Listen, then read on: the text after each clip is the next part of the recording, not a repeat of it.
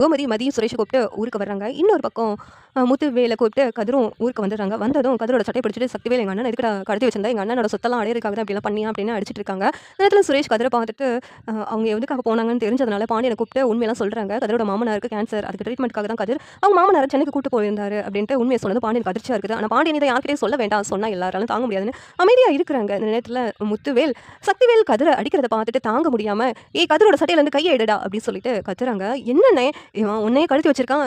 இவன சும்மா விடக்கூடாது. இப்பயே போலீஸ்ல பிடிச்சு குடுக்கணும்" அப்படின்ட்டு சக்திவேல் கதிர அடிச்சிட்டு இருக்காங்க. கதிர் அதுக்காக ஒண்ணும் என்ன சென்னைக்கு கூட்டு போகல. கதிர் எதுக்காக என்ன சென்னைக்கு கூட்டு போனான்னு நீங்க தெரிஞ்சீங்கன்னா, நீங்க அத தாங்க மாட்டீங்கடா அப்படின்னு முத்துவேல் சொல்றாங்க. "அப்படி என்ன விஷயம்ண்ணே? சொல்லுண்ணே" அப்படின்ட்டு சக்திவேல் கேட்டதும் முத்துவேல் இருந்துகிட்டு, "எனக்கு கேன்சர்.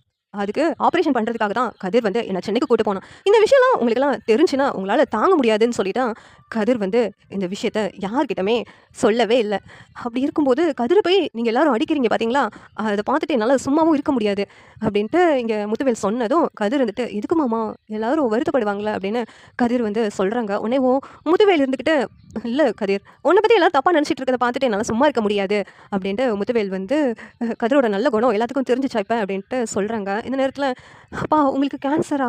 அப்படின்னு சொல்லிட்டு இங்க அ ராஜியும், கோமதியும் ரொம்ப வருத்தப்பட்டு அழுகுறாங்க. இன்னொரு பக்கம் இங்க சக்திவேல், "அண்ணே உங்களுக்கு கேன்சரா?" அப்படின்ட்டு அழுதுகிட்டு இருக்காங்க.